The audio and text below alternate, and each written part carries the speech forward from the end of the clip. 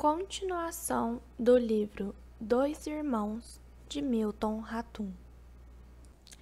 O caçula, expulso pelos padres, só encontrou abrigo numa escola de Manaus, onde eu estudaria anos depois.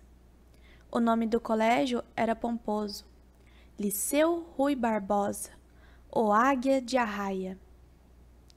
Mas o apelido era bem menos edificante: Galinheiro dos Vândalos. Hoje, penso que o apelido era inadequado e um tanto quanto preconceituoso. No liceu, que não era totalmente desprezível, reinava a liberdade de gestos ousados, a liberdade que faz estremecer convenções e normas. A escória de Manaus o frequentava, e eu me deixei arrastar pela torrente dos insensatos. Ninguém ali era très raisonnable, como dizia o mestre de francês. Ele mesmo um excêntrico, um dandy deslocado na província, recitador de simbolistas, palhaço da sua própria excentricidade. Não ensinava a gramática, apenas recitava, barítono, as iluminações e as verdes neves do seu adorado simbolista francês. Quem entendia essas imagens fulgurantes? Todos eram atraídos pelo encanto da voz, e alguém, num átimo, aprendia algo, sentia uma fulguração, desnorteava-se. Depois da aula, na calçada do café Mocambo, ele fazia loas de Diana, a deusa de bronze, beleza esbelta da Praça das Acácias. Os elogios passavam da deusa a uma moça fardada, toda ela índia, acobreada, assanhada de desejo, e os dois, juntos, escapuliam do Mocambo e sumiam na noite da cidade sem luz. Foi esse mestre, Antenor Laval, o primeiro a saudar a recém-chegado expulso do colégio dos padres. Ele, o Laval, regozijado, quis saber a causa da expulsão sumária. O caçula não escondia de ninguém a versão verdadeira, o ato mais insubordinado, mais infame da história da catequese dos salesianos na Amazônia, dizia ele. Contava a história para todo mundo. Contou-a diante dos alunos da Galinheiro dos Vândalos em voz alta, rindo ao dizer que o padre polonês que o humilhou só podia tomar sopa, nunca mais ia mastigar comida. Tinha acontecido na aula desse professor de matemática, o Bolislau, gigante da tez vermelha, carnadura atlética, sempre de batina preta, sebenta de tanto suor. Os olhos dele, de castigador que procura cobaia, focaram o caçula. Bolislau fez a pergunta dificílima e, em resposta ao silêncio do aluno, zombou. O caçula se levantou, caminhou para o quadro negro, parou cabisbaixo diante do gigante Bolislau. Deu-lhe um soco no queixo e um chute no saco.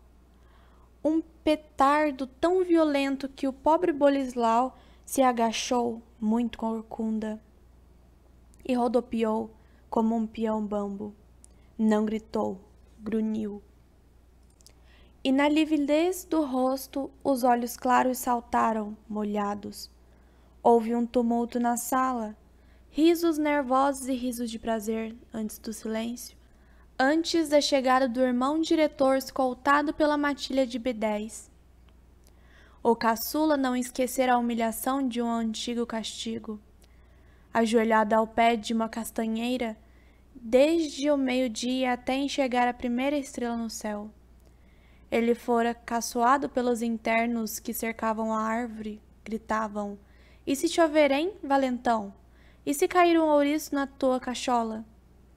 Insultos de todos os lados, enquanto a figura de Bolislau avultava na visão do castigado, deformada, odiada.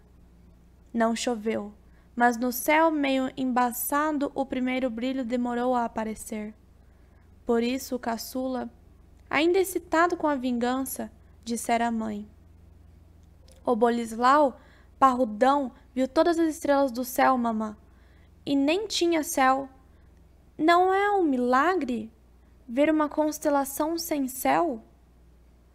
Ah, dessa vez Omar tinha ido longe demais. O episódio abalara o orgulho da mãe. O orgulho, não a fé. Ela considerou injusta a expulsão do filho, mas Deus quis assim, afinal. Até o ministro de Deus é vulnerável. Esse Bolislau errou, murmurava. Meu filho só quis provar que é homem. Que mal há nisso? Ela não queria ver no homem o agressor.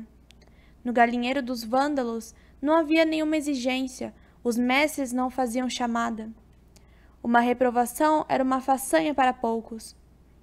Uma calça verde, um verde qualquer, e uma camisa branca comunhava a farda. A escória do galinheiro queria caçar um diploma, um pedaço de papel timbrado e assinado, com uma tarja verde e amarela no canto superior. Eu ia conseguir isso. O diploma do galinheiro dos vândalos, minha alforria. Sem que eu soubesse, Halim arrumava no meu quarto os manuais que o caçula desprezava e os muitos livros que Jacob deixou ao viajar para São Paulo, no janeiro de 1950. A partida de Jacob foi providencial para mim. Além dos livros usados, ele deixou roupas velhas que anos depois me serviram. 3 calças, várias camisetas, 2 camisas de gola poída, 2 pares de sapatos molambentos. Quando ele viajou para São Paulo, eu tinha uns 4 anos de idade, mas a roupa dele me esperou crescer e foi se ajustando aos poucos ao meu corpo. As calças, frouxas, pareciam sacos, e os sapatos que mais tarde ficaram um pouco apertados. Entravam meio na marra nos pés, em parte por teimosia e muito por necessidade. O corpo é flexível. Inflexível foi o próprio Jacob, que enfrentou a resistência da mãe quando informou, no Natal de 1949, que ia embora de Manaus. Disse isso a queima-roupa, como quem transforma um ato que ideia ruminada até a exaustão. Ninguém desconfiava de seus planos. Ele era evasivo nas respostas, esquivo até nas miudezas do cotidiano, indiferente às diabruras do irmão, que soltava as rédeas no galinheiro dos vândalos. Jacob quase nada revelava sobre a sua vida no sul do Líbano. Hania, impaciente com o silêncio do irmão, com um pedaço de passado soterrado, espicaçava-o com perguntas. Ele disfarçava, ou dizia, lacônico: eu cuidava do rebanho, eu, o responsável pelo rebanho, só isso. Quando Hania insistia, ele se tornava áspero, quase intratável, contrariando a conduta de gestos e a altivez e aderindo talvez à rudeza que cultivara na aldeia. No entanto, havia acontecido algumas coisas naquele tempo de pastor. Talvez Halim soubesse, mas ninguém, nem mesmo Zana, arrancou do filho esse segredo. Não, de Jacob não saía nada. Ele se retraía, escaçulava-se no momento certo. Às vezes, ao sair do casulo, surpreendia. Numa manhã de agosto de 1949, dia do aniversário dos gêmeos, o caçula pediu dinheiro e uma bicicleta nova. Halim deu a bicicleta, sabendo que as respostas escondidas enchia de moeda os bolsos do filho. Jacob recusou o dinheiro e a bicicleta. Pediu uma farda de gala para desfilar no dia da independência. Era o seu último ano no colégio dos padres e agora ia desfilar como um espadachim. Já era garboso a paisana. Imagine de farda branca com botões dourados, a ombreira enfeitada de estrelas, o cinturão de couro com feixe prateado, a polaina, a luva branca, a espada reluzente que ele empunhou diante do espelho da sala. A mãe, com olhar maravilhado, não sabia se mirava o filho ou a imagem dele. Talvez tivesse olhos para mirar os dois, ou os três, pois do alpendre o caçula espiava a cena sentado na bicicleta, a cara meio lisada com um sorriso esquisito. Vá saber se de despeito ou irrisão. Ele ignorou o desfile e a independência. O pai preferiu aproveitar em casa a quietude do feriado. Insistiu para que Zana ficasse com ele, deixasse o filho desfilar e marchar à vontade. Mas ela queria a emoção de ver Jacob fardado no centro da avenida Eduardo Ribeiro. As mulheres da casa se assanharam para admirar o espadachim. Madrugaram na avenida para conseguir um lugar próximo à passagem das bandas e pelotões. Levaram chapéu de palha, suco de abacaxi e uma sacola cheia de tucumãs. Esperaram 3 horas sob o sol forte de setembro. Viram o desfile do batalhão de caçadores do exército, com seus blindados, bazucas e baionetas, e sua coreografia de onças pintadas que esturravam sob o sol a pino. Logo depois, o alto-falante anunciou o desfile do Colégio dos Padres. Ouviram o rufar dos tambores e a harmonia dos metais num crescendo impressionante. A banda, ainda invisível, emitia sons cada vez mais graves, estrondos cadenciados ecoando no centro de Manaus. A multidão voltou-se para o topo da avenida. Zana foi a primeira a divisar uma figura de branco, ostentando uma lâmina reluzente. A figura avançou, devagar. Os passos ritmados pela cadência dividiam a avenida. O espadachim marchava à frente da banda e dos 8 pelotões, sozinho, recebendo aplausos e assobios. Jogavam-lhe açucenas brancas e flores do mato, que ele pisava sem pena, concentrado na cadência da marcha, sem dar bola aos beijos e gracejos que vinham da mulherada. Sem nem mesmo piscar para Rania. Ele não olhou para ninguém. Desfilou com o ar de filho único que não era. Jacob, que pouco falava, deixou a aparência falar por ele. A aparência e a imprensa. No dia seguinte, um jornal publicou a fotografia dele, com 2 dedos de elogios. Durante meses, Zana mostrou aos vizinhos o parágrafo a respeito do belo espadachim que ele havia parido. A espada cintilava na fotografia do jornal, mas o tempo tratou de esmaecer o brilho metálico. No entanto, ficou a imagem da arma com a sua forma pontiaguda. As palavras elogiosas ao filho bem que poderiam ter sumido, porque a mãe já as havia memorizado. Jacob via ruminando a mudança para São Paulo. Foi o padre Bolislau quem o aconselhou a partir. Vá embora de Manaus, dissera o professor de matemática. Se ficares aqui, serás derrotado pela província e devorado pelo teu irmão. Um bom mestre, um exímio pregador, o Bolislau. A mãe se desnorteou com a notícia da viagem de Jacob. O pai, ao contrário, estimulou o filho a ir morar em São Paulo e ainda lhe prometeu uma parca mesada. Halim havia melhorado de vida aos anos de pós-guerra. Vendia de tudo pouco aos moradores dos educandos, um dos bairros mais populosos de Manaus, que crescera muito com a chegada dos soldados da borracha, vindo dos rios mais distantes da Amazônia. Com o fim da guerra, migraram para Manaus, onde ergueram palafitas à beira dos igarapés, nos barrancos e nos clarões da cidade. Manaus cresceu assim, no tumulto de quem chega primeiro, Desse tumulto participava Halim, que vendia coisas antes de qualquer um.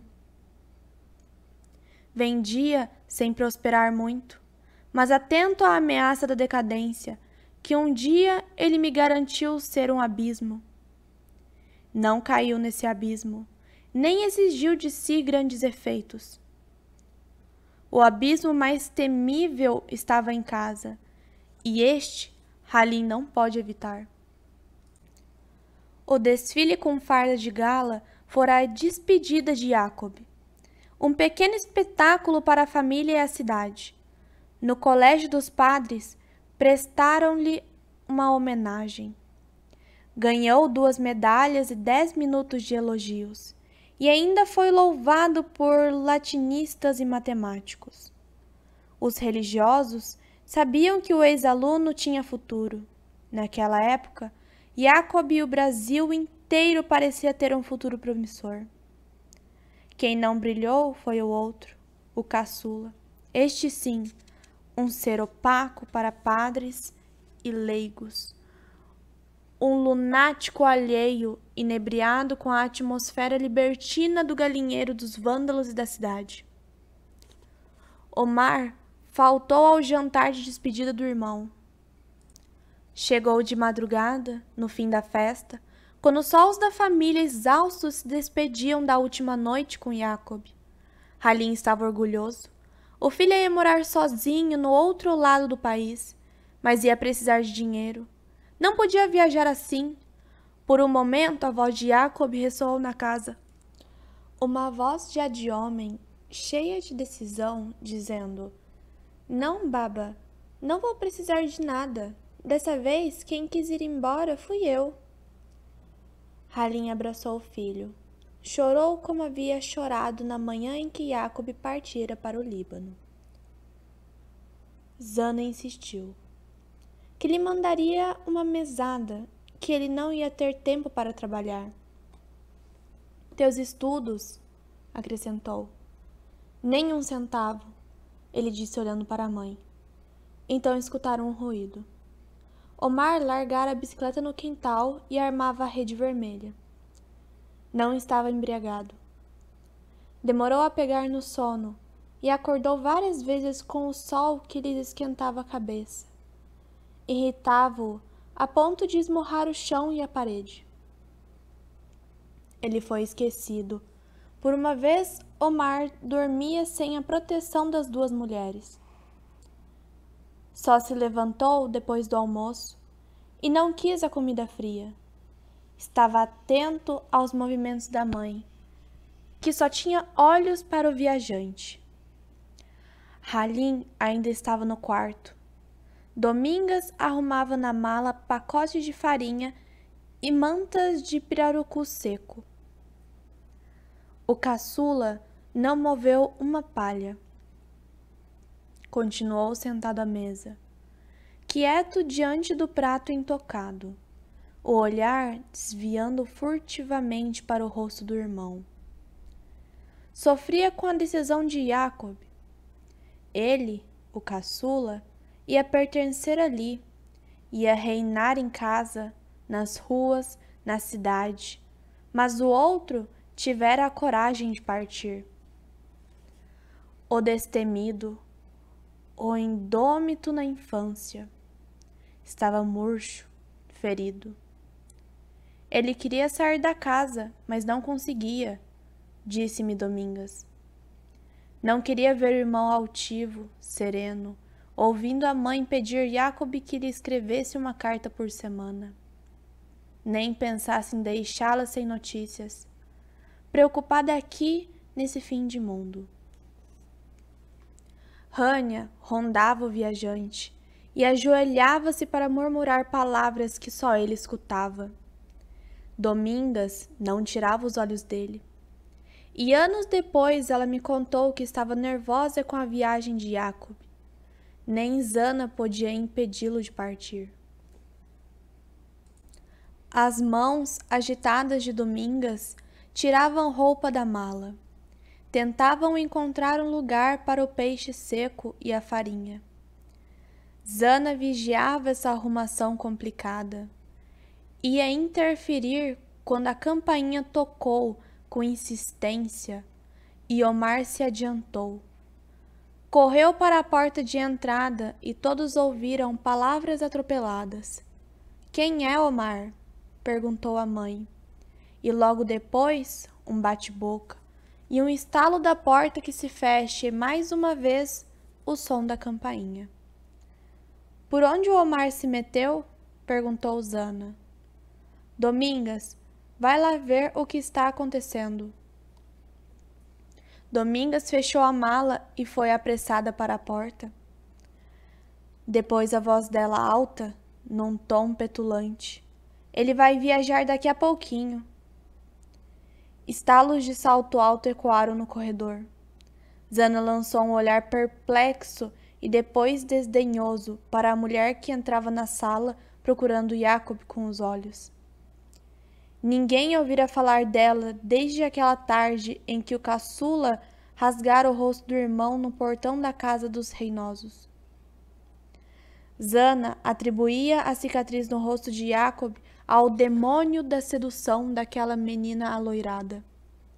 Mesmo quando o filho estava no Líbano, ela dizia a Domingas: "Não entendo como a tal grandalhona pôde enfeitiçar o meu filho."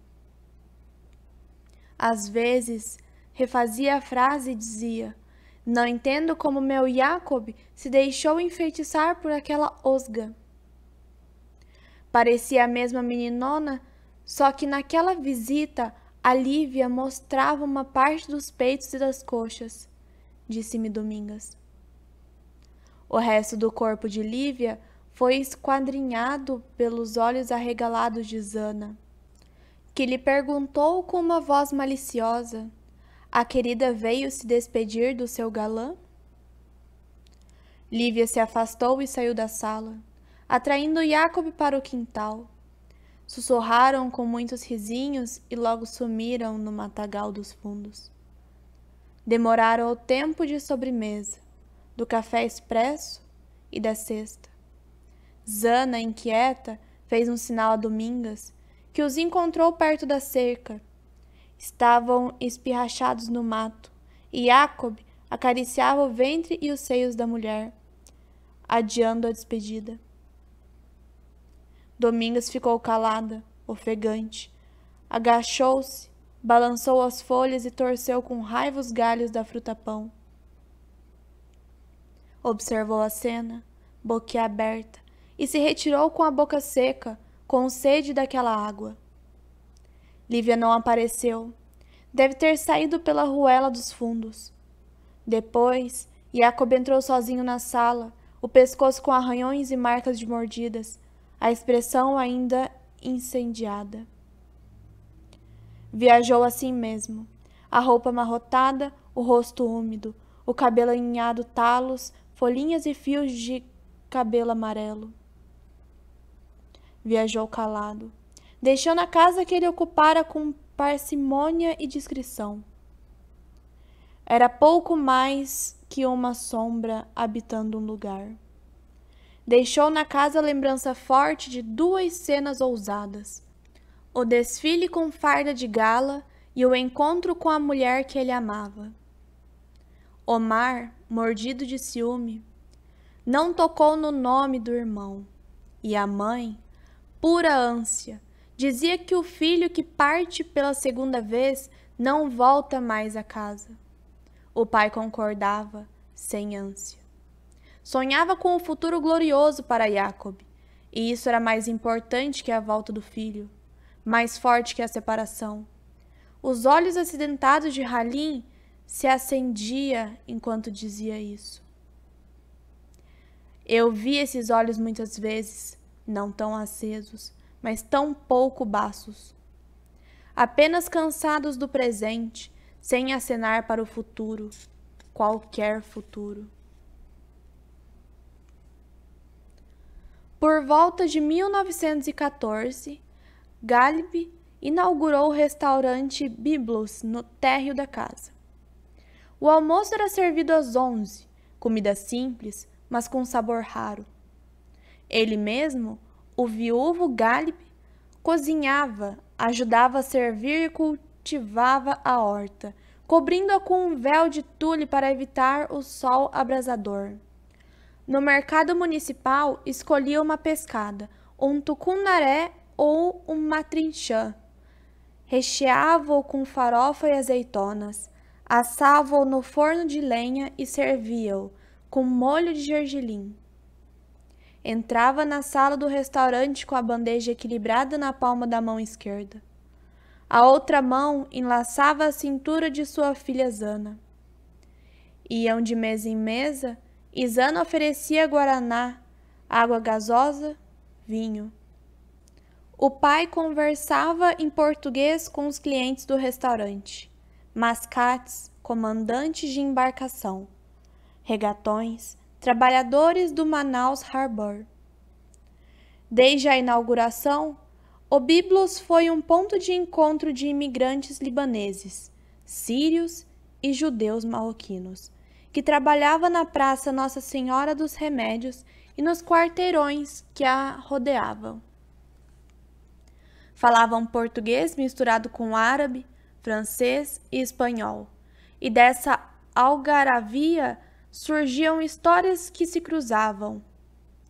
Vidas em trânsito, um vai-vem de vozes que contavam um pouco de tudo: o naufrágio, a febre negra num povoado do Rio Purus, uma trapaça, um incesto, lembranças remotas e o mais recente, uma dor ainda viva, uma paixão ainda acesa, a perda coberta do luto, a esperança de que os caloteiros soldassem as dívidas.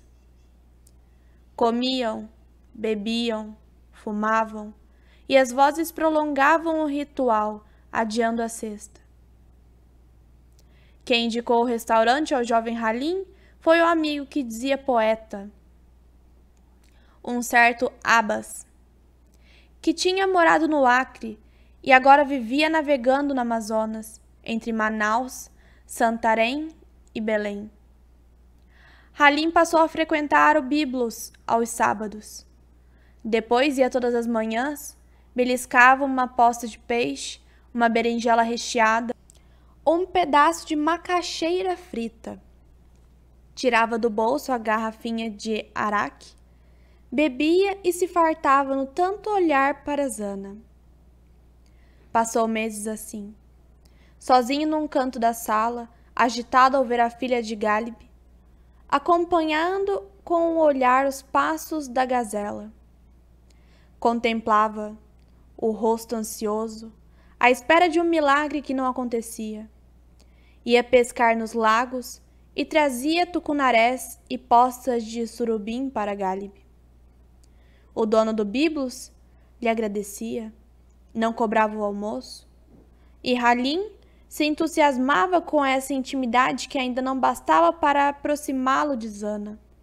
Um dia, Abbas viu o amigo na loja Roaich, perto do restaurante Avenida, no centro de Manaus. Halim queria comprar um chapéu de mulher, francês, que Mary Roaich lhe venderia à prestação. Abbas se antecipou a Madame Roaich. Cutucou o amigo, saíram da loja e foram ao Café Polar, perto do Teatro Amazonas. Conversaram. Halim desabafou e Abbas sugeriu que desse a Zana um gazal, não um chapéu. Sai mais barato, disse o poeta. E certas palavras não saem de moda. Abbas escreveu em árabe um gazal com 15 dísticos, que ele mesmo traduziu para o português. Halim leu e releu os versos rimados. Lua com nua, amêndoa com tenda, amada com almofada. Pôs as folhas de papel num envelope e no dia seguinte fingiu esquecê-lo na mesa do restaurante. Passou uma semana sem dar as caras no Biblos e quando reapareceu no restaurante, Galib lhe devolveu o envelope. Esqueceu na mesa, por pouco não jogamos fora. Estava pescando? Ele não respondeu. Abriu o envelope e passou a ler em voz baixa os gazais de Abbas. Galib ouvia com atenção, mas o burburinho dos clientes abafava a voz de Halim. Zana não andava por ali. E ele parou de ler antes do fim, já decepcionado. Lindos poemas, elogiou Galib. Uma mulher sentiria essas palavras na carne. Palavras na carne, repetiu Halim, enquanto saía do Biblos. Ele relia os gazais de abas no intervalo do trabalho. Às 6 da manhã já estava vendendo os seus badulaques nas ruas e praças de Manaus. Nas estações e mesmo dentro dos bondes, só parava de mascatear por volta das 8 da noite. Depois passava no Café Polar, antes de voltar para o quarto da pensão do Oriente. Na madrugada de uma sexta-feira, encontrou Siditanos num cortejador das últimas polacas e francesas que ainda moravam na cidade decadente. Beberam vinho que Tanos comprara de marinheiros franceses e italianos. Depois chegou Abas, ainda sóbrio, mas animado com outras encomendas de gazais. Bateu nas costas de Halim. E então, paisano, que cara é essa? Abas, diante da ameaça de um fracasso, cochichou no ouvido do amigo. Os gazais são convincentes, a paciência é poderosa, mas o coração de um tímido não conquista ninguém. Pediu 2 garrafas de vinho, entregou-as a Halim e disse: amanhã, sábado, 2 litros de vinho e felicidades, paisano. Enfim, Halim decidiu agir, cheio de coragem exacerbada pelo vinho. Ele se exaltava quando, nas nossas conversas, me contava os detalhes da conquista amorosa. Ah, a ânsia e o transe que tomaram conta de mim naquela manhã, disse-me. As rimas de Abas. Louco com afoito. O que mais queria Zana? Então, na manhã daquele sábado, Halim entrou cambaleando no Biblos. Os olhos dele fisgavam a moça no meio da sala. O viúvo Galib notou o fogo no visitante. Ficou paralisado, o peixe de boca aberta e olhos saltados na bandeja equilibrada na mão esquerda. Talheres silenciaram, rostos viraram para Halim. As pás do ventilador, o único ruído no mormaço da sala. Ele deu 3 passos na direção de Zana, aprumou o corpo e começou a declamar os gazais um por um, a voz firme, grave e melodiosa, as mãos em gestos e em levo. Não parou. Não pôde parar de declamar a timidez vencida pela torrente da paixão, pela dor que irrompe subitamente. Zana, a moça de 15 anos, ficou entonteada, buscou refúgio junto ao pai. O zunido do ventilador foi abafado por murmúrios. Alguém riu. Muitos riram. Mas as gaitas não alteraram a expressão do rosto de Halim. Tinha o olhar concentrado em Zana, e os poros todos da pele expeliam o vinho da felicidade. Tímido, mas corajoso num rompante. Nem ele mesmo soube como atravessou a sala e segurou o braço de Zana. Cochichou-lhe alguma coisa e se afastou. De frente para ela, encarando-a com o olhar devorador, dócil e cheio de promessas. Permaneceu assim até que as risadas cessaram e um silêncio solene deu mais força e sentido ao olhar de Halim. Ninguém o molestou. Nenhuma voz surgiu daquele momento. Então ele se retirou do Biblos e 2 meses depois voltou como esposo de Zana. Os gazais de abas na boca do Halim. Parecia um sufi em êxtase quando me recitava cada par de versos rimados. Contemplava a folhagem verde e umedecia, e falava com força, a voz vindo de dentro, pronunciando cada sílaba daquela poesia, se lembrando um instante do passado. Eu não compreendia os versos quando ele falava em árabe, mas ainda assim me emocionava. Os sons eram fortes e as palavras vibraram com a entonação da voz. Eu gostava de ouvir as histórias. Hoje, a voz me chega aos ouvidos como sons de memória ardente. Às vezes ele se distraía e falava em árabe. Eu sorria, fazendo-lhe um gesto de incompreensão. É bonito, mas não sei o que o senhor está dizendo. Ele dava um tapinha na testa, murmurava. É a velhice. A gente não escolhe a língua na velhice, mas tu podes aprender umas palavrinhas, querido. A intimidade com os filhos. Isso o Halim nunca teve. Uma parte de sua história, a valentia de sua vida, nada disso ele contou aos gêmeos. Ele me fazia revelações em dias esparsos aos pedaços, como retalhos de um tecido. Ouvi esses retalhos e o tecido, que era vistoso e forte, foi se desfibrando até esgarçar. Ele padeceu. Ele e muitos imigrantes que chegaram com a roupa do corpo, mas acreditava, bêbado de idealismo no amor excessivo, extático, com suas metáforas lunares. Um romântico tardio, um tanto deslocado ou anacrônico, alheio às aparências poderosas que o ouro e o roubo propiciavam. Talvez pudesse ter sido poeta, um flaneur da província. Não passou de um modesto negociante possuído de fervor passional. Assim viveu. Assim o encontrei tantas vezes, pintando o bico do narguile, pronto para revelar passagens de sua vida que nunca contaria aos filhos. Logo, todos da cidade souberam. Halim se esbeiçara por Zana.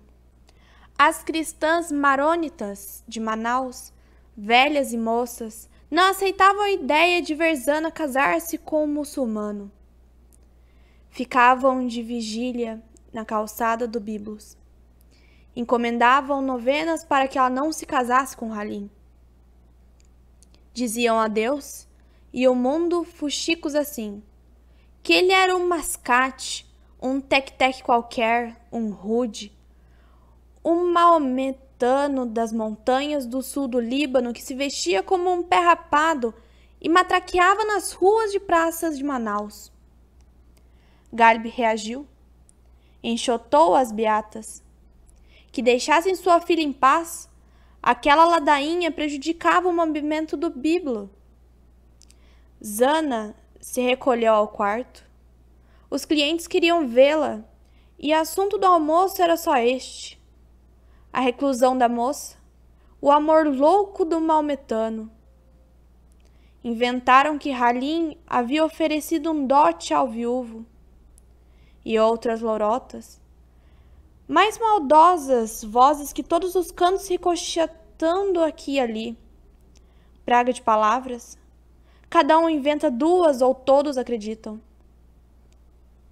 Ah, essas paixões na província, ria Halim. É como estar no palco de um teatro, ouvindo a plateia vaiar dois atores, os dois amantes. E quanto mais vaiavam, mais eu perfumava o lençol da primeira noite. Zana não escutava vaias nem conselhos. Escutava sua própria voz recitar gazais de abas. Assim, 2 semanas indecisa, nem sim, nem não. Ela era a pérola do pai, que lhe levava as refeições, contava-lhe as novidades do dia, as histórias dos clientes. Um recente assassinato que abalara a cidade. Ele não tocava no assunto do Halim, e ela, com o olhar, pedia para decidir sozinha.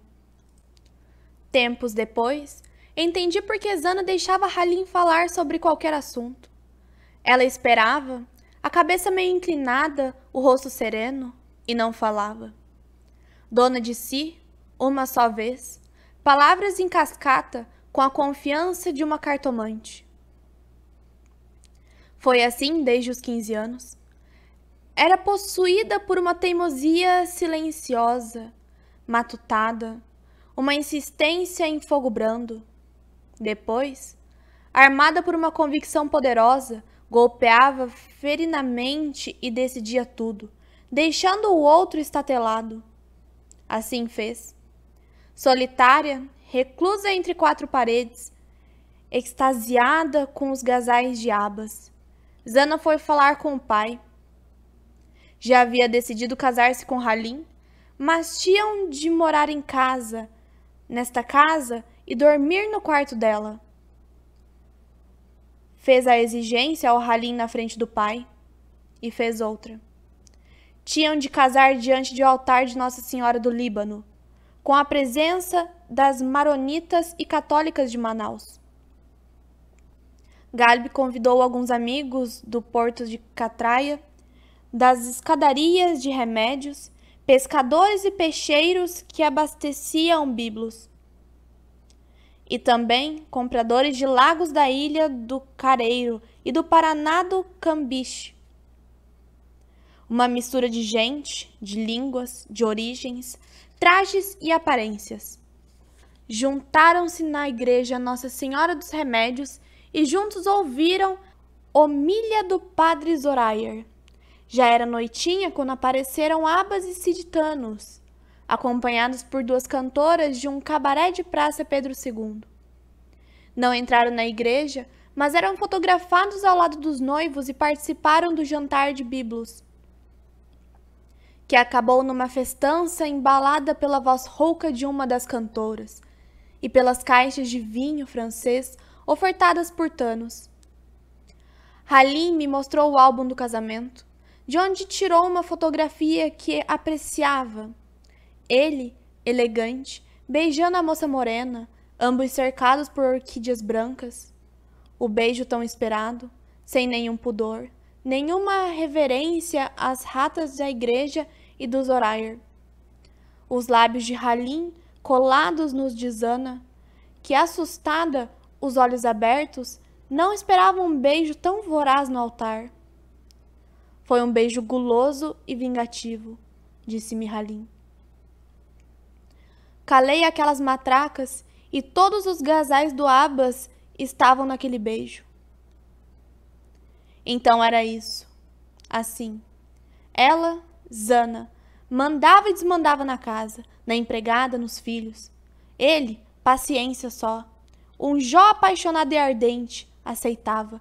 Engolia cobras e lagartos, sempre fazendo as vontades dela, e mesmo na velhice, mimando-a. Tocando o alaúde só para ela, como costumava dizer. Mas era um demônio na cama e na rede.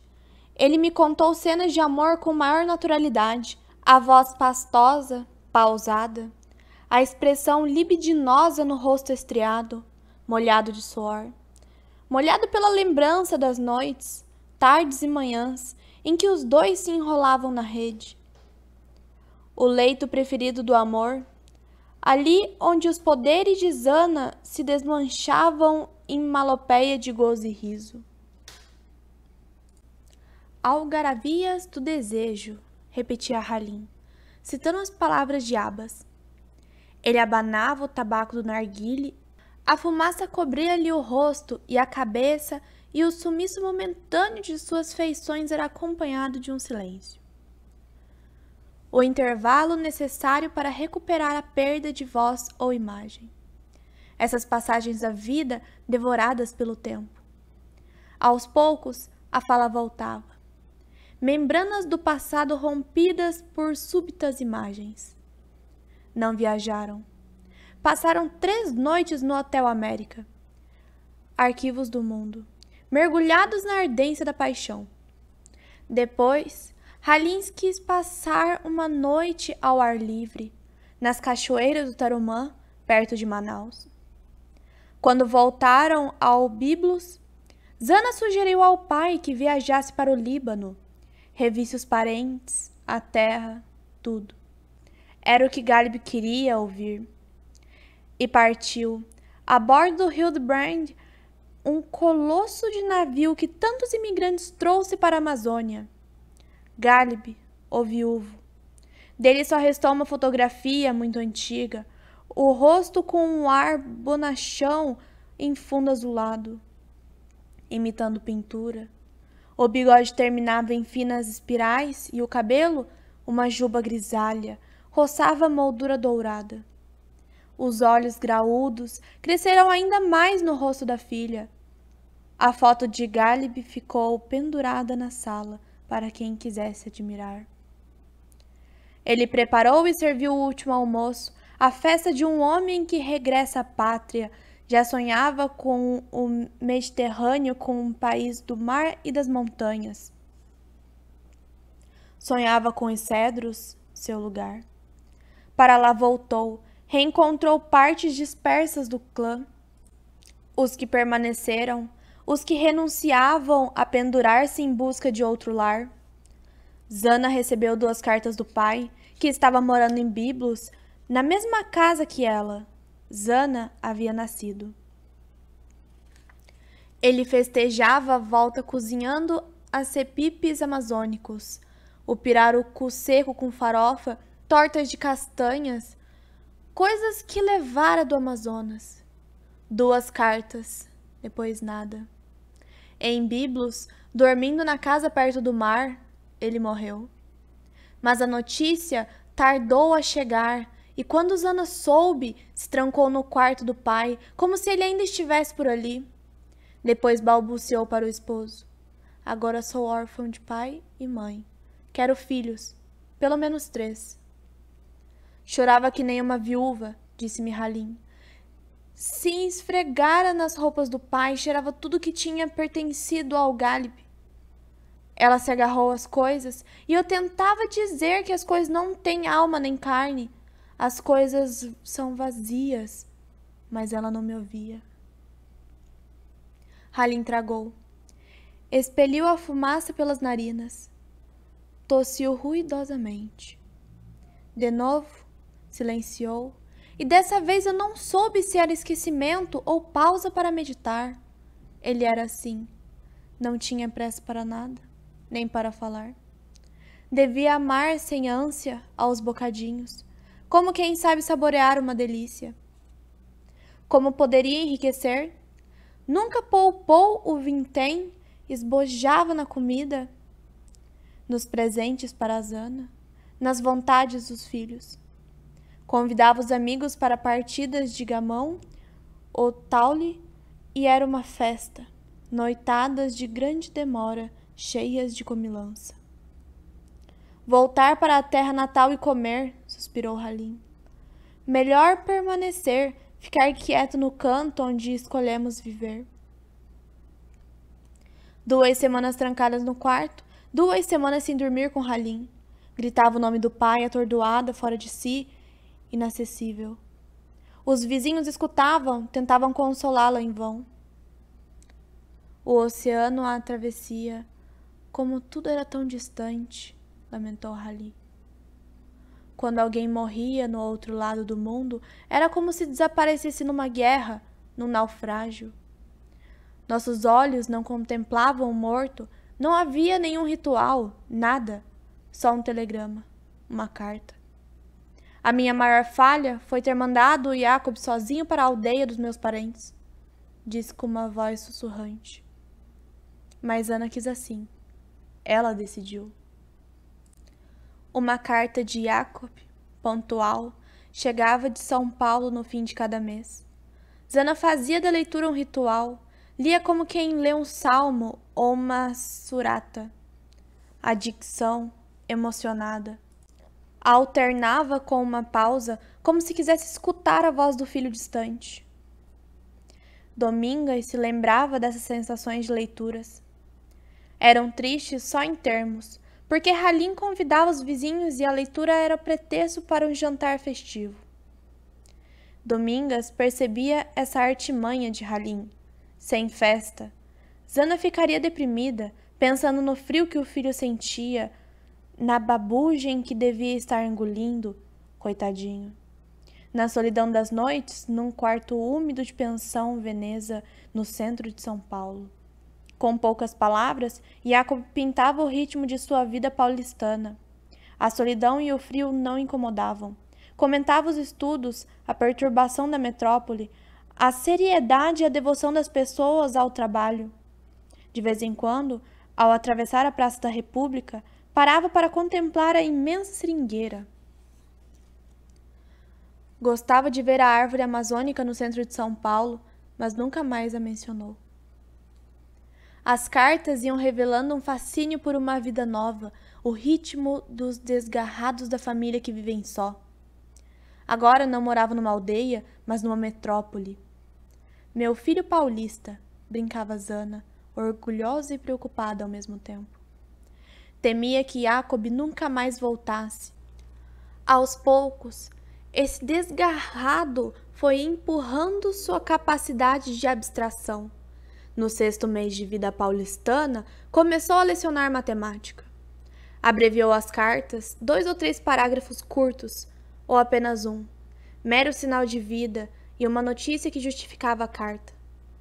Assim, sem alarde, quase em surdina, o jovem professor Jacob noticiou seu ingresso na Universidade de São Paulo.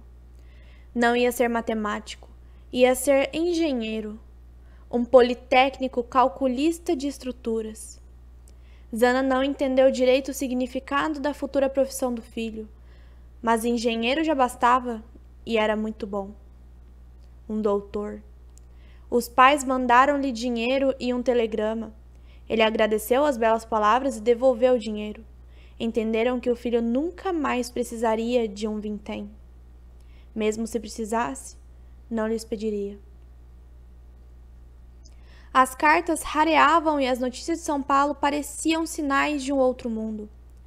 O pouco que ele revelava não justificava o barulho que se fazia em casa.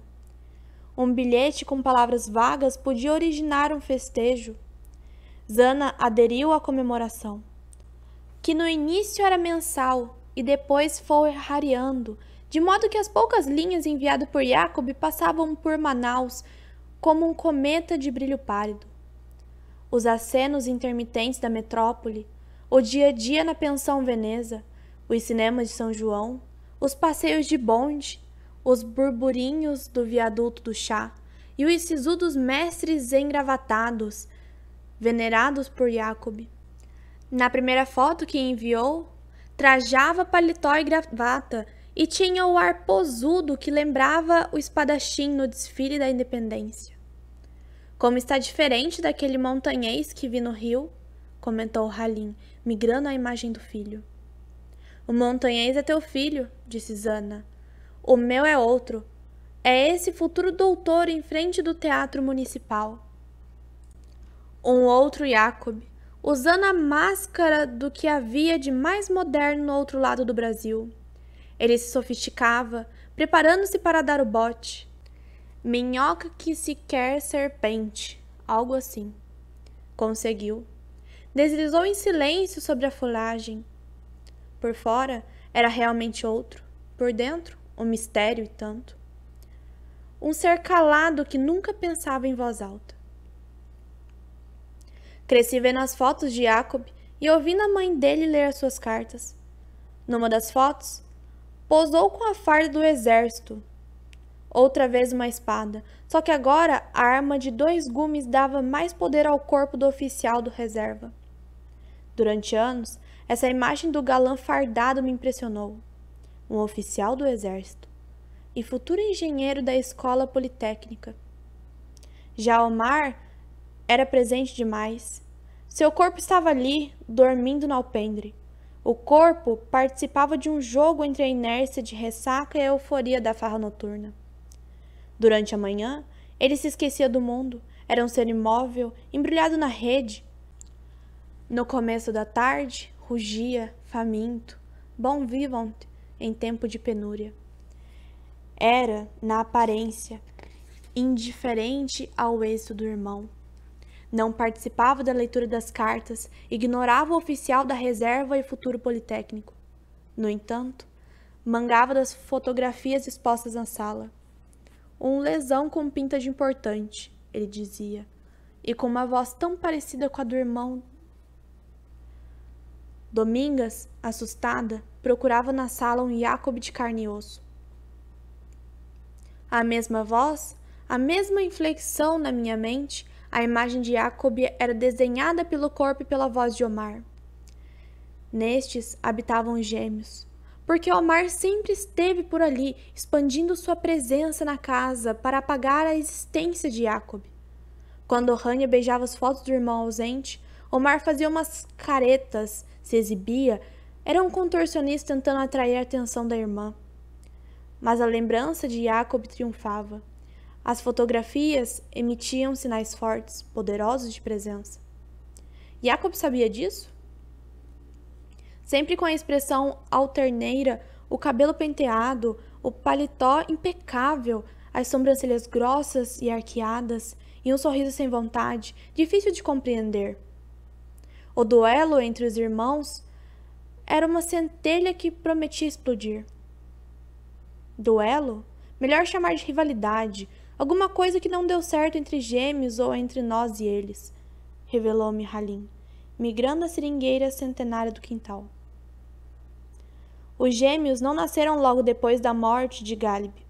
Halim queria gozar a vida com Zana, queria tudo, viver tudo com ela, só os dois, siderados pelo egoísmo da paixão. Ele exagerava a beleza dela e ria quando falava isso, que ela ficava mais linda assim, enlutada, viúva do pai. Deitados na rede, conversavam sobre Galib, a infância de Zana em Biblos, interrompida aos 6 anos, quando ela e o pai embarcaram para o Brasil. O pai a levava para banhar-se no Mediterrâneo, depois caminhavam juntos pelas aldeias, ele e o médico formado em Atenas, o único doutor de Biblos. Visitavam amigos e conhecidos, cristãos intimados e mesmo perseguidos pelos otomanos. Em cada casa visitada, o doutor atendia o enfermo e Galib preparava um prato de raro sabor. O homem que deixara a clientela do restaurante Manauara com água na boca já era um exímio cozinheiro na sua Biblos natal. Cozinhava com o que havia nas casas e pedras de Jabalu Qalqanquifan, Jabalu Haus, Jabalu Lil Qalqan, montanhas onde a neve brilhava sobre a intensidade do azul. A beleza misteriosa, bíblica, dos cedros milenares das ondulações brancas, às vezes douradas pelo sol invernal. Ela fazia uma pausa e os olhos úmidos roçavam o rosto de Halim. E quando visitava uma casa à beira-mar, Galib levava seu peixe preferido, o Sultan Ibrahim, que temperava com uma mistura de ervas cujo segredo nunca revelou. No restaurante Manauara, ele preparava temperos fortes com a pimenta de caiena e murupi, misturava-se com tucupi e jambu e regava o peixe com esse molho. Havia outros condimentos, hortelã e zatar, talvez. Ali naquele canto ele cultivava as ervas do Oriente, disse Halim, apontando um quadrado de capim ao lado da seringueira.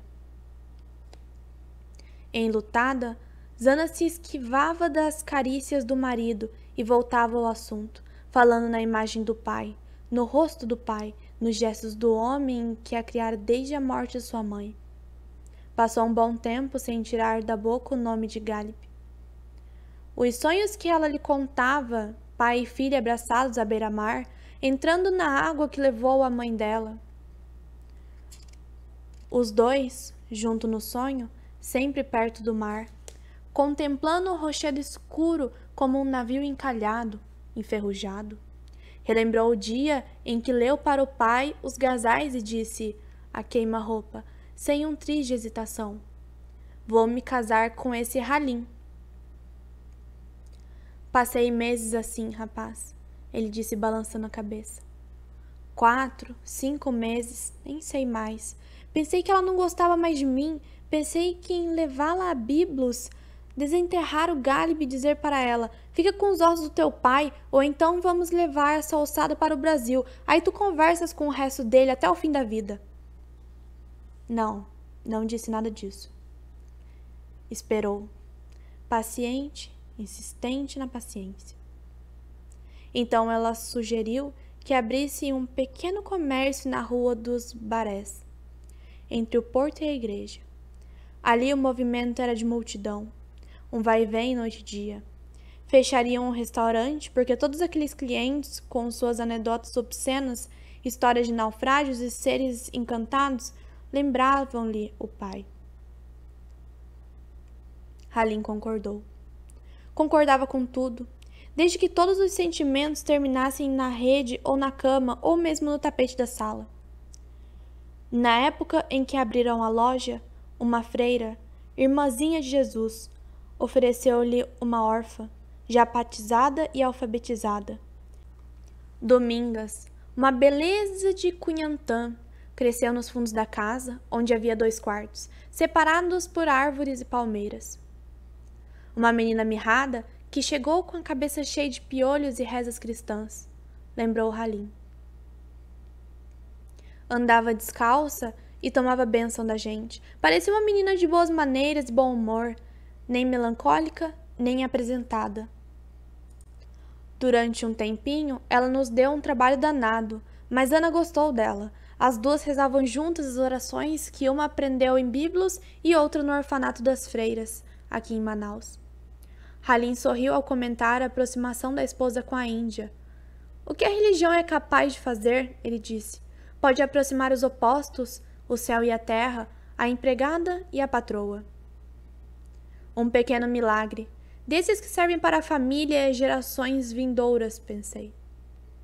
Domingas serviu.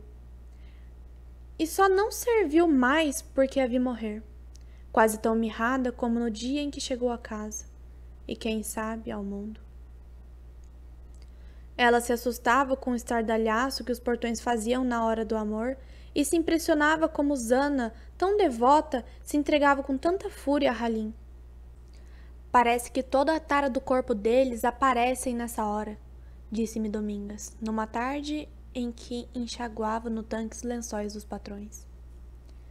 Com o tempo, ela acabou por se acostumar com os 2 corpos acasalados, escandalosos, que não tinham hora nem lugar para o encontro. Nas manhãs de domingo, Zana resistia aos galanteios de Halim e corria para a igreja Nossa Senhora dos Remédios. Mas ao regressar a casa, com a alma pura e o gosto da história no céu da boca, Halim a erguia na soleira da porta e subia a escada carregando-a no colo. E enquanto subia, deixava as alpercatas e o roupão nos degraus. E mais os sapatos, as meias, as anáguas e o vestido dela, de modo que entravam quase nus na alcova aromada por orquídeas brancas. Por Deus, nunca pude levar a sério o comércio, disse ele num tom falso lamento. Não tinha tempo nem cabeça para isso. Sei que fui displicente nos negócios, mas é que exagerava nas coisas do amor. Não queria 3 filhos, aliás. Se dependesse da vontade dele, não teria nenhum. Repetiu isso várias vezes, irritado, mordendo o bico do narguile. Podiam viver sem chateação, sem preocupação, porque um casal enamorado, sem filhos, pode residir a penúria e todas as diversidades. No entanto, teve de ceder ao silêncio da esposa e ao tom imperativo da frase posterior ao silêncio. Ela sabia insistir, sem estardalhaço. Quer dizer que vamos passar a vida sozinhos nesse casarão? Nós 2 e essa indiazinha no quintal? Quanto egoísmo, Halim! Um filho é um desmancha-prazer, dizia ele sério. 3, querido, 3 filhos, nem mais nem menos. Ela insistia, manhosa, armando a rede no quarto, espalhando as almofadas no chão, como ele gostava. Vão mudar a nossa vida, vão desarmar a nossa rede, lamentava Halim. Se meu pai estivesse vivo, não acreditaria nas tuas palavras. Halim recuava quando ela mencionava o pai, e Zana percebia isso. Ela não desistiu. Alternava o silêncio com a perseverança, se entregava a Halim com promessas de mulher apaixonada. Ele não notou a ambiguidade da atitude de Zana? Deixou-se levar pelas noites de amor em que não faltavam frases dóceis e que sempre terminavam com a felicidade promissora de povoar o casal de filhos. Jacob e Omar nasceram 2 anos depois da chegada de Domingas à casa. Halim se assustou ao ver os 2 dedos da parteira anunciando gêmeos. Nasceram em casa, e Omar, uns poucos minutos depois, caçula, o que adoeceu muito nos primeiros meses de vida. E também um pouco mais escuro o cabelo que o outro. Cresceu cercado por um zelo excessivo, um mimo doentio da mãe que via na compleição frágil do filho a morte iminente. Zana não se despegava dele e o outro ficava aos cuidados de Domingas. A cunhatã mirrada, meio escrava, meio ama, louca para ser livre, como ela me disse certa vez, cansada, derrotada, entregue ao feitiço da família. Não muito diferente das outras empregadas da vizinhança, alfabetizadas, educadas pelas religiosas das missões, mas todas vivendo nos fundos da casa, muito perto da cerca ou do muro, onde dormiam com seus sonhos de liberdade. Louca para ser livre, palavras mortas, ninguém se libertava só com palavras. Ela ficou aqui na casa, sonhando com a liberdade sempre adiada. Um dia, eu lhe disse, ao diabo com os sonhos, ou a gente age, ou a morte de repente nos cutuca. E não há sonho na morte. Todos os sonhos estão aqui, eu dizia, e ela me olhava, cheio de palavras guardadas, ansiosa para falar. Mas ela não tinha coragem. Quer dizer, tinha e não tinha. Na dúvida, preferiu capitular, deixou de agir, foi tomada pela inação. Pela inação e também pelo envolvimento com os gêmeos, sobretudo com a criança Jacob, e 4 anos depois, com Hania. Com Jacob foi mais forte, amor de mãe postiça, incompleto, talvez impossível. Zana se refestelava no convívio com o outro. Levava-o para toda parte. Passeios de bonde até a Praça da Matriz, os bulevares e o Seringal Mirim, as chácaras da Vila Municipal. Levava-o para ver as malabaristas de Gran Circo Mexicano, para brincar com os bailes infantis do Rio Negro Club, onde aos 2 anos ele foi fotografado com a fantasia de Salween de coleira que ela, Zana, guardou como relíquia. Domingas ficava com Jacob, brincava com ele, diminuía, regredindo à infância que passara à margem de um rio, longe de Manaus. Ela o levava para outros lugares, praias formadas pela vazante, onde entravam nos barcos encalhados, abandonados na beira de um barranco. Passeavam também pela cidade, indo de praça em praça até chegar à ilha de São Vicente, onde Jacob contemplava o forte. Trepava nos caminhões, imitava a pose das sentinelas. Quando chovia, os 2 se escondiam nos barcos de bronze da Praça São Sebastião, contava Domingas. Depois iam ver os animais, os peixes na Praça da Acácias. Zana acreditava, mas de vez em quando as palavras das vizinhas a deixavam em pânico. Essas cunhantãs malinavam as crianças. Não haviam casos de estrangulamento, de vampirismo, de envenenamento, de maldades ainda piores? Mas logo Zana lembrava que rezavam juntas. Veneravam o mesmo Deus, os mesmos santos, e nisso elas se irmanavam. Nas horas da reza, em frente ao altar da sala, ficavam juntas, ajoelhadas, adorando a santa de gesso que Domingas espanava todas as manhãs. Quando os meninos nasceram, Halim passou 2 meses sem poder tocar no corpo de Zana. Ele me contou como sofreu. Achava um absurdo o período de resguardo, e mais absurda ainda a devoção louca da esposa pelo caçula.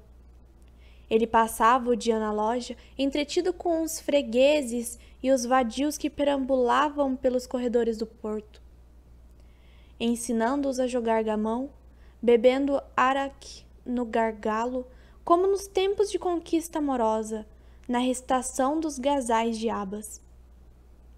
Às vezes voltava alegre, o bafo de anis na boca e 1 ou 2 dísticos de amor na ponta da língua. Quem sabe assim ela não saia do resguardo. Por fim, convencido de que o nascimento dos filhos havia interferido nas suas noites de amor, tanto quanto a morte de Galli, lançou mão da mesma manhã, dos mesmos galanteios que tinha usado quando da morte do sogro. Reconquistou Zana, mas deu adeus ao tempo em que se arrepiava de prazer em qualquer canto da casa ou do quintal. Ali mesmo, debaixo da seringueira, apontou com o indicador da mão enrugada, mas firme. Era o nosso leito das folhas. Dava uma coceira danada, porque aquele canto do mato era cheio de urtigas. Foi assim que até o nascimento dos gêmeos. Halim perdeu o sossego logo que os filhos começaram a andar. Mexiam no tabaco do narguile, traziam calangos mortos para dentro de casa, enchiam as redes de urtigas e gafanhotos. Omar era mais ousado, entrava no quarto dos pais durante a sesta e dava cambalhotas na cama até expulsar Halim. Só aquietava quando Zana saía do quarto para brincar com ele no quintal. Os dois sentavam à sombra da seringueira, enquanto Halim, irritado, tinha vontade de trancar o caçula no galinheiro abandonado desde a partida de Galib. Como penava com o caçula, o pobre do Halim, disse Domingas, lembrando-se da época em que ele tentava apaziguar o filho. Quando se enfezava, corria pela casa atrás do Omar, que trepava na jaqueira e ameaçava jogar uma jaca na cabeça do pai. Zana ria. Pareces mais infantil do que o Omar? Numa noite, Halim acordou com tosse e falta de ar. Acendeu o candeeiro. Viu refletida no espelho do quarto uma teia de aranha amarela.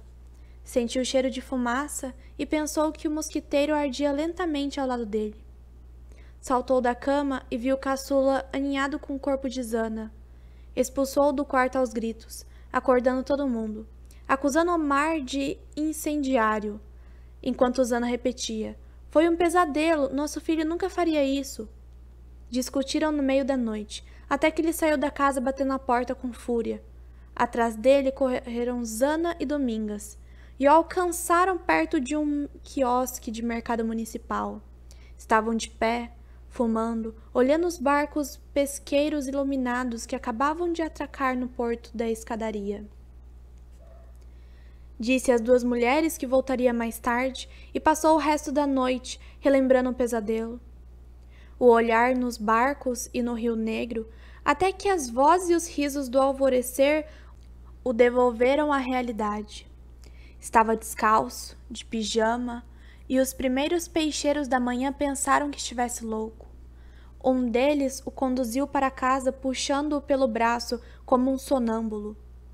Dormiu 2 noites no depósito da loja, não suportava a presença do filho na cama, não suportava uma intromissão no leito conjugal. Depois, mais calmo, chegou a sugerir que fizessem amor na presença de Omar. Zana, sem se alterar, disse: "Ótimo, na presença das crianças, da Domingas e da vizinhança. Aí eu anuncio que vamos ter mais um filho." Quando Rania nasceu, Halim já se conformara com o espaço limitado da alcova. Nas raras visitas de Zana à loja, ele mandava embora os fregueses e os jogadores, trancava as portas e subia com ela para o pequeno depósito, onde uma janelinha dá para o Rio Negro. Passavam horas ali, longe dos 3 filhos e da órfã que o pajeava, longe das manhãs e intromissões. Os dois a sós, como ele gostava. Uma brisa soprava do rio, trazendo o pitiu de peixe, o cheiro de frutas e pimenta. Ele gostava desse cheiro que se misturava com os outros. O suor dos corpos, o mofo dos tecidos encalhados, das sandálias de couro, das redes de algodão, dos rolos de tabaco de corda. Ao reabrir a loja, comemorava o encontro fazendo uma liquidação das tralhas todas espalhadas no cubículo. Era uma festa, cada vez mais rara. Os filhos haviam se intrometido na vida de Halim, e ele nunca se conformou com isso. No entanto, eram filhos, e conviveu com eles, contava-lhes histórias, cuidava deles em momentos esparsos.